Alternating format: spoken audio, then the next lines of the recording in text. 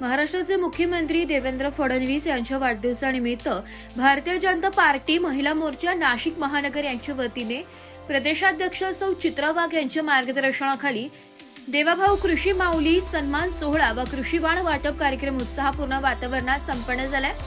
राज्यातील कष्टकरी महिला शेतकऱ्यांच्या अथक परिश्रमांचा गौरव करण्याच्या उद्देशाने आयोजित या उपक्रमात विविध क्षेत्रात उल्लेखनीय कार्य करणाऱ्या कृषी माऊलींचा सन्मान करण्यात आला।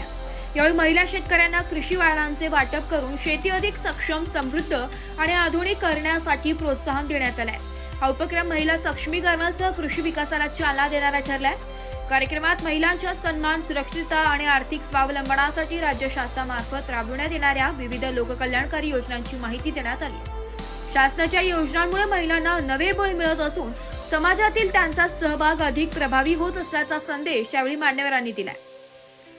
या प्रसंगी आमदार सौ देवयानी फरांदे, आमदार सौ सीमा हिरे, भाजपा प्रदेश चिटणीस रोहिणी नायडू, भाजप महिला मोर्चा नाशिक महानगर अध्यक्ष सौ स्वाती भामरे, रेश्मा निवाळे, रश्मी हिरे, छाया देवांग यांच्यासह महिला मोर्चाच्या प्रमुख पदाधिकारी, कार्यकर्त्या आणि महिला शेतकरी मोठ्या संख्येने उपस्थित होत्या।